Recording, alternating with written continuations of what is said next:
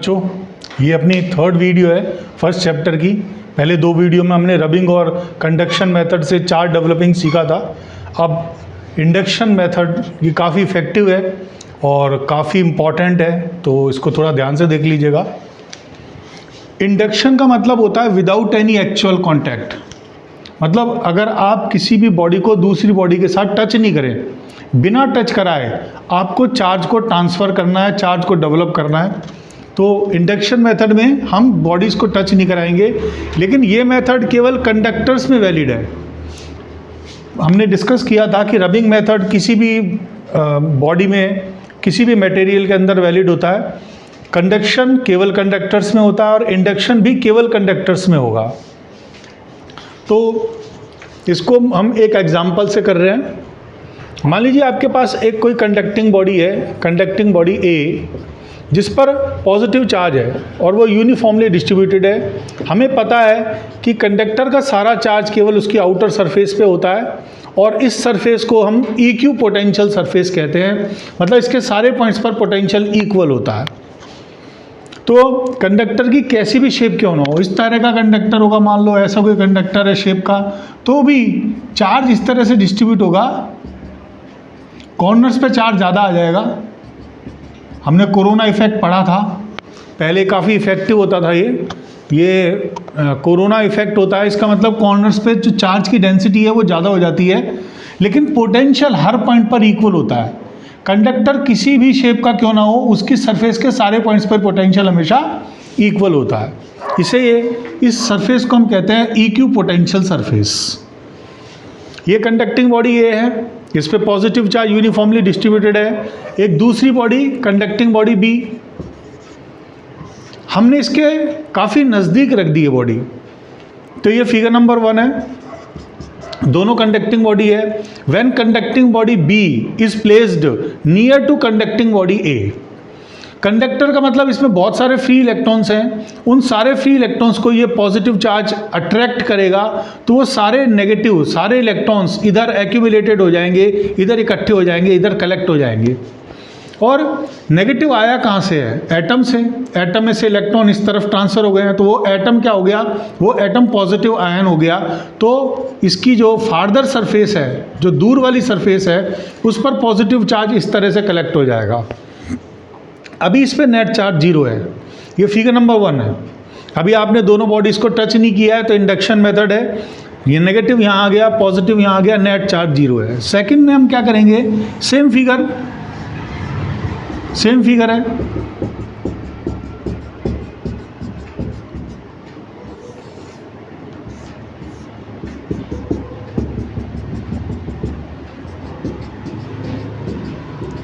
ये conducting body A, ये conducting body B। हम बॉडी B को ग्राउंडेड कर देंगे, मतलब इसमें एक वायर लगा देंगे, कॉपर का वायर लगा दिया या किसी भी तरह से हमने इसको ग्राउंड से कनेक्ट कर दिया, ये ग्राउंडेड कहते हैं। मतलब when body B is grounded, तो आपने इस बॉडी को ग्राउंड से कनेक्ट कर दिया, तो ये पॉजिटिव इस पॉजिटिव को रिपेल करेगा।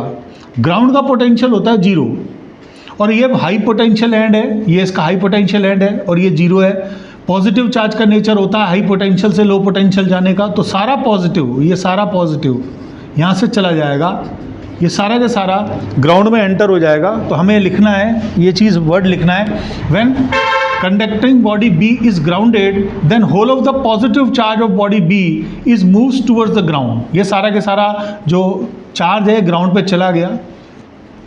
ये इसका सेकंड फिगर हो गया। अब देखिए नेगेटिव B इस ग्राउंड पे जाना चाहता है, क्योंकि नेगेटिव का मतलब है लो पोटेंशियल, और लो पोटेंशियल हमेशा हाई पोटेंशियल एंड की तरफ जाना चाहेगा। नेगेटिव चार्ज B इधर जाना चाहेगा, लेकिन नेगेटिव चार्ज इसके अट्रैक्शन की वजह से नहीं जा पाएगा। It's figure number 2। आप सेपरेटली फिगर नंबर 3 बनाएंगे, लेकिन मैं इसी में आपको समझा देता हूँ। वर्ड आएगा when body B is ungrounded, मतलब आपने इसको ग्राउंड से जो डिस्कनेक्ट कर दिया। When body B is ungrounded and taken away from body A, आप इस बॉडी B को A से दूर ले गए। A से दूर हो गया मतलब A अलग है। फिर क्या हो गया? ये डिस्कनेक्ट हो चुका है। तो ये एंड जिस पे पोटेंशियल कुछ भी नहीं है, 0 एंड, जीरो पोटेंशियल, तो ये नेगेटिव चार्ज लो से हाई की तरफ मूव करेगा, नेगेटिव चार्ज यूनिफॉर्मली डिस्ट्रीब्यूट हो जाएगा, तो पूरी तरह से आ जाएगा। तो बीच बीच में से यहाँ से नेगेटिव हम हटा सकते हैं, तो ये नेगेटिव चार्ज यूनिफॉर्मली डिस्ट्रीब्यूट हो जाएगा।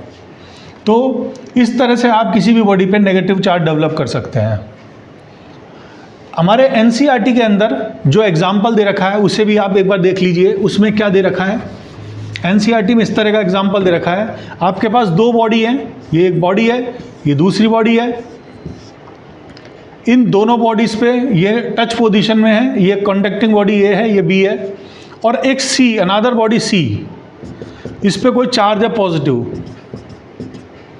तो क्या हुआ, इस पॉजिटिव चार्ज ने इन दोनों बॉडीज़ के नेगेटिव को अपनी तरफ अट्रैक्ट कर दिया, तो नेगेटिव यहाँ आ गया और पॉजिटिव यहाँ चला गया। पहला काम हमने ये किया। उसके बाद क्या किया हमने, ये इसी पोजीशन में है, हमने फिर क्या किया, इन दोनों बॉडीज़ को थोड़ा सा सेपरेट कर दिया, मतलब इनके बीच में गैप मेंटेन कर दिया। सेम पोजीशन में हमने क्या किया, इसको सेपरेट कर दिया, नेगेटिव यहाँ है, पॉजिटिव यहाँ है। उसके बाद क्या किया, इसको हमने हटा दिया, अभी बॉडी इस तरह से है। और फिर फोर्थ कंडीशन में हमने क्या किया, ए और बी को दूर ले गए, ए इधर आ गया, बी आपने थोड़ी दूर इस तरफ आ गया आपका बी। तो जैसे ही आप इसको दूर ले गए, ये नेगेटिव चार्ज यूनिफॉर्मली डिस्ट्रीब्यूट हो जाएगा और ये पॉजिटिव चार्ज भी यूनिफॉर्मली डिस्ट्रीब्यूट हो जाएगा।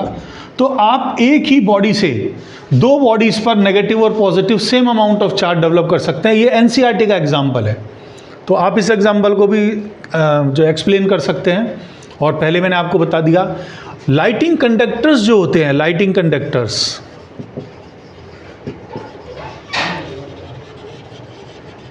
वो भी जिनके अंदर लाइटिंग होती है और वो सारे की सारी लाइटिंग कंडक्टर्स पे होती है। इस तरह के लाइटिंग कंडक्टर्स बड़ी बड़ी मल्टी स्टोरी बिल्डिंग पे होते हैं, तो इन्हें मेटल का बनाया जाता है।